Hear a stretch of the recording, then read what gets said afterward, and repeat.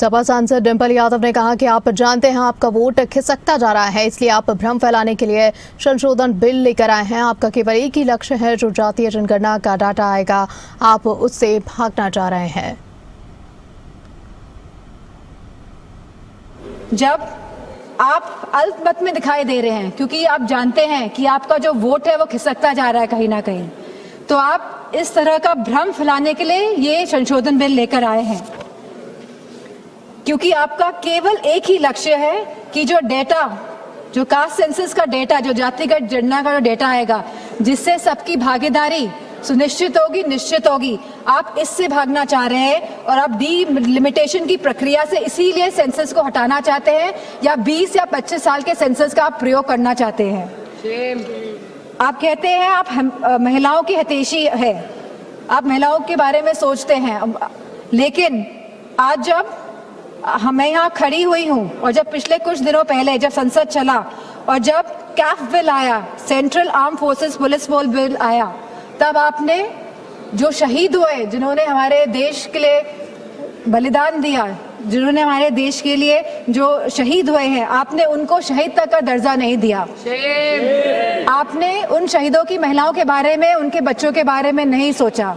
आज जब ये आप विधेयक लेके आ रहे हैं तो हमारी मांग है कि उन महिलाओं के सम्मान के लिए आप उन शहीद जनों को, शहीद जवानों को शहीद का दर्जा दें और साथ में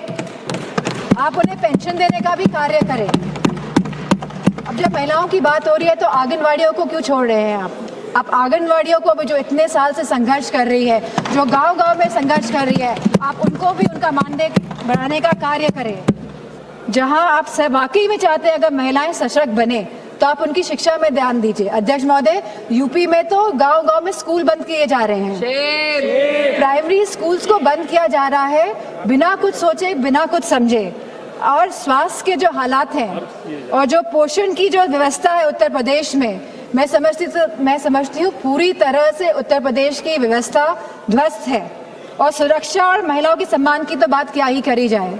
हमने देखा है जिस तरह हाथरस कांड हुआ, जिस तरह भारतीय जनता पार्टी के जो एमएलए सेगर जी का जो पूरा कांड हुआ, और लगातार जो उत्तराखंड में कांड हुआ, जब हमारे सांसद ने एक कविता कह दी तब तो विपक्ष दल की सब सांसदें खड़ी हो गई, उनका विरोध करने लगी, भरपूर तरीके से इन लोगों ने विरोध किया। लेकिन जब मणिपुर की घटना हुई तो कोई भी भारतीय जनता पार्टी के महिला सांसद खड़ी नहीं हुए।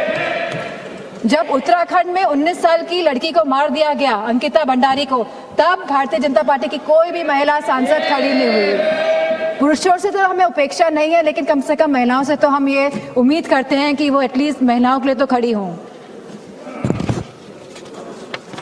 मैं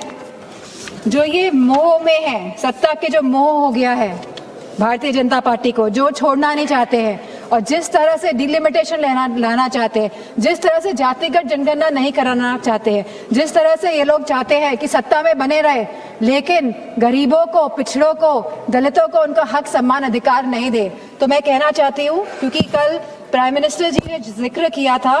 कि जब 2023 में ये बिल आया था सबने साथ दिया था